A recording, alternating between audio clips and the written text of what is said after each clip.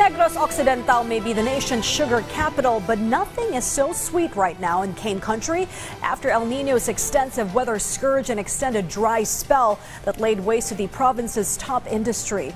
Hence, the visit of the president and his team to provide cash and in-kind assistance was a huge lifesaver to hard-hit sectors, as our Noel Talakay reports from Bacolod City.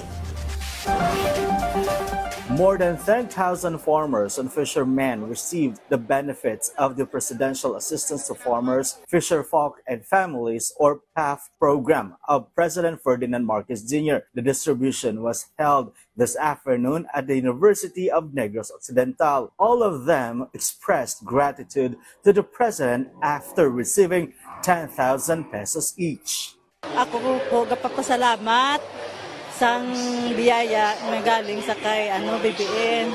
Salamat po sa financial assistant ni BBM, President Bongbong Marcos.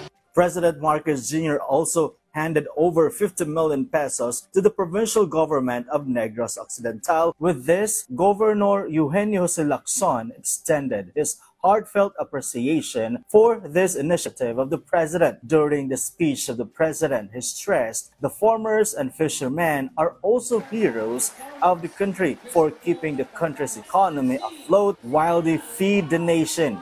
Narito po kami ngayon sa Bacolod upang ipadama ang aming pagmamahal at suporta sa mga tunay na bayani ng ating panahon. Apart from the financial assistance, there were also livelihood programs and support services offered to the beneficiaries, as well as machinery and equipment for agriculture and fisheries and seeds. They also received 5 kilos of rice each from House Speaker Martin Romualdez. High-ranking officials from different government agencies also joined in the activity, like Assistant Secretary Anton Lagdameo Jr., DSWD Secretary Rex Gatchalian, Secretary Kiko Laurel of Department of Agriculture, Secretary Benhur Avalos Jr., DILG, and local and provincial official of Negros Occidental. Maliban sa mga ito, magbibigay din kami ng mga makinaryang pangsaka, mga seedling,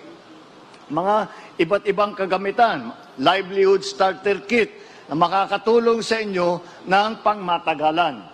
Meanwhile, a Love for All activity was also open to all Negrenses for medical laboratory tests and screening. This is a brainchild program of the First Lady Liza Araneta Marcos. Noel Talakay from the National TV Network for a new and better Philippines.